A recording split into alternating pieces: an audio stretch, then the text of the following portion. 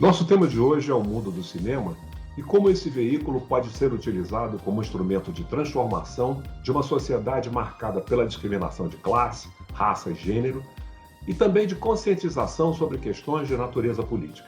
Os olhos tristes da fita rodando no gravador, uma moça cozendo roupa com a linha do Equador, e a voz da santa dizendo: o que é que eu tô fazendo cá em cima desse andor? A tinta pinta o asfalto, enfeita a alma, motorista é cor na cor da cidade, batom no lábio nortista, o olhar vê tons tão sudestes, e o beijo que vós me nordestes, arranha-céu da boca paulista.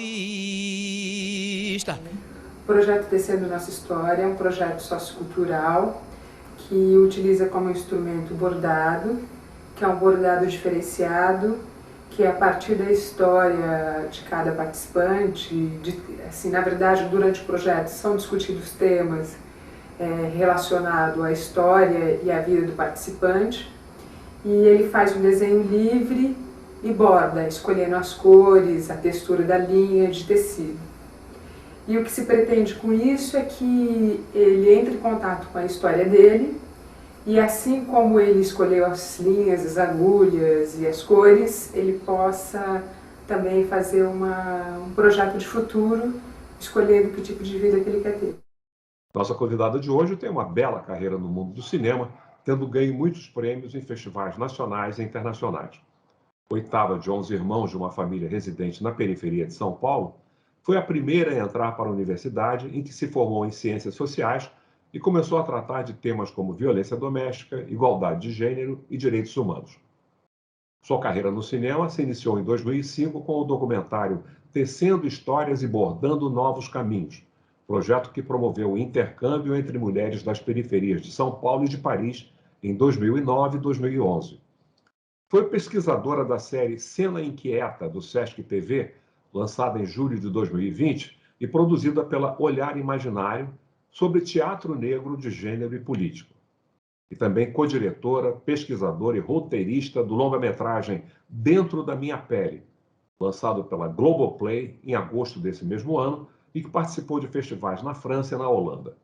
Mais recentemente, dirigiu o curta-metragem de ficção A Voz de Adélia, selecionado para apresentação em diversos festivais cinematográficos.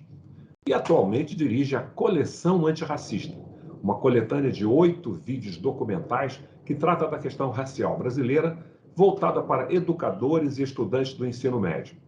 Vamos conversar com a cineasta, cientista social e ativista negra e feminista Val Gomes. Prazer receber você aqui no nosso Cultura em Resenha. Boa noite, Medeiros. É um prazer estar com vocês, estar fazendo parte dessa plataforma, do programa. E vamos trocar essa ideia aqui, que eu estou com muita vontade de conversar contigo e com espectadores. Exatamente nossa vontade é poder compartilhar com o espectador essa carreira, né, cinematográfica de uma pessoa que vem das periferias, iniciou a vida com certeza em condições adversas e conseguiu superar tudo isso para participar, inclusive, de festivais internacionais. Exatamente em relação a seu início, infância e adolescência, como é que foi você conviver, você ter que viver, então, na periferia, numa família com 11 irmãos? Como é que foi isso para você? Eu vim de uma família de pais de imigrantes, né? Minha família da minha mãe é da Bahia, que migrou para o Paraná, e minha mãe casou-se no Paraná e migrou para São Paulo, para a periferia de São Paulo, Itaquera.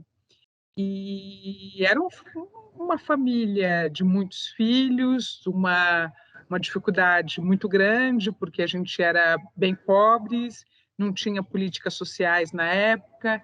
Eu me lembro, assim, tipo, uma das coisas que me atemoriza agora com a questão do Bolsonaro é que na minha infância a gente não tinha leite para tomar. A gente tomava leite quando os meus irmãos mais velhos compravam limão e eles vendiam saquinhos de limão, saía para vender, E então o dia que eles chegavam em casa para que vendia limão era o dia que tinha leite.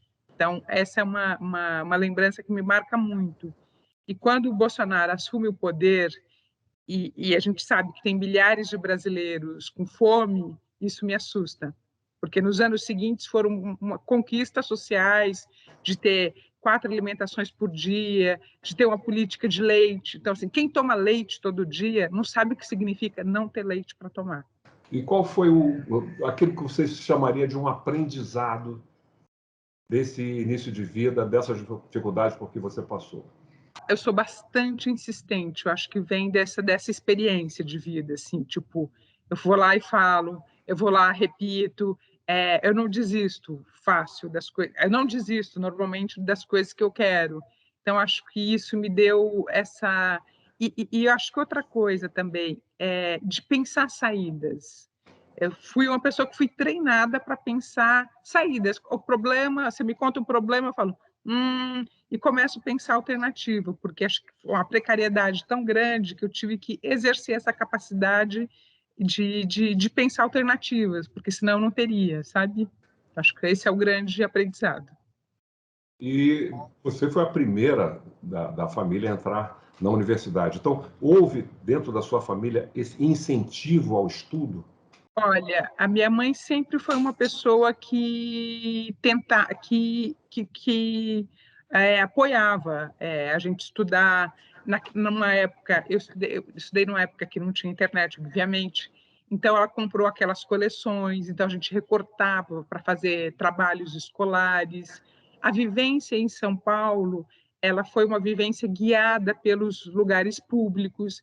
Então, por exemplo, até 10 anos de idade, a gente ia numa biblioteca que era mais próxima do bairro, Itaquera.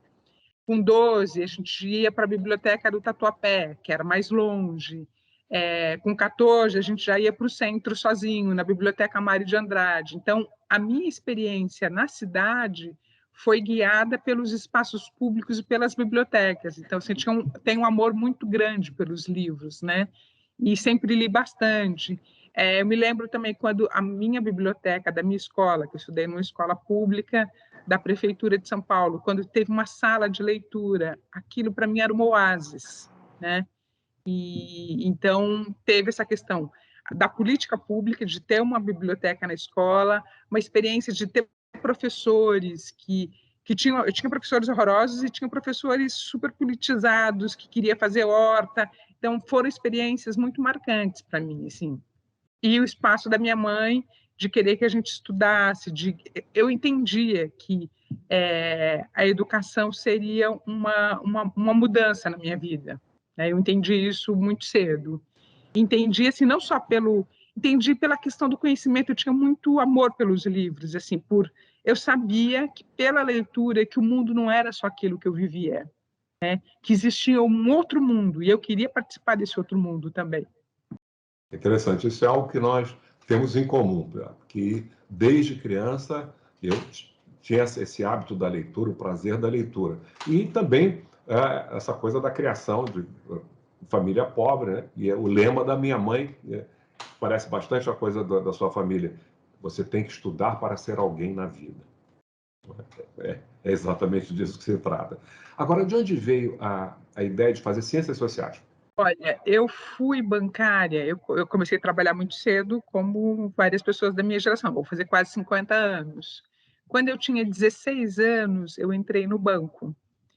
E eu já me sindicalizei, porque eu já era meio estranha, entre aspas, né?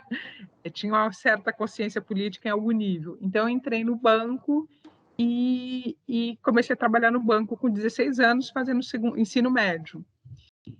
E me sindicalizei, eu acho que tem esse desejo, eu acho que eu já tinha uma percepção de que a gente precisava construir um outro mundo. Eu acho que no sindicato eu conheci pessoas que faziam ciências sociais e aí prestei ciências sociais. Então, acho que foi por aí. Então, qual a faculdade? Na Unesp em Araraquara. Estudei numa universidade pública. E você tirou das ciências sociais? Eu tirei, pergunta complexa, hein? Eu acho que eu tirei sei lá, a maneira como eu vejo o mundo, dou nome para, nomeio as coisas. Eu vejo, assim, eu sinto que, tipo, até tive vontade de, na época, falar, por que eu não fiz cinema quando eu estava fazendo ciências sociais e tal? Mas eu vim de um ensino que era um ensino... eu acho que ciências sociais foi fundamental para marcar a minha... para solidificar a minha visão de mundo, porque talvez, se eu não tivesse feito ciências sociais, eu ia continuar querendo um mundo diferente, mas não ia construir um pensamento sobre isso, não ia ter uma compreensão do mundo mais ampla, sabe? E mais aprofundada. E você chegou a pensar em seguir uma carreira acadêmica? Olha, eu, na época da faculdade, eu fiz pesquisa de iniciação científica logo que eu entrei, né? Tipo, durante a faculdade inteira. Eu tive uma bolsa depois de aperfeiçoamento, até com a Eleonora Menecute, que foi a ministra da Dilma das Mulheres, mas eu não queria, porque eu achava que não sei, não batia comigo. Eu sempre tive interesse pelas artes, mas eu não sabia muito bem o que fazer, entendeu? Por conta dessa trajetória. Eu tive que trabalhar, fui fazer ciências sociais, e falava, gente, mas eu só sei ler e tal. E eu queria fazer. Depois fiz outros cursos, mas é isso, foi falta de oportunidade. Mas, ao mesmo tempo, eu considero um percurso que eu gosto do meu percurso, sabe? Foi o que eu tinha, eu fiz o meu melhor e me deu base para construir outra trajetória, assim. O que eu acho interessante no cinema é que eu uso todo o meu repertório que eu adquiri ao longo da minha vida. Então, eu acho isso muito rico, sabe? Mas como é que você entrou nesse universo cinematográfico?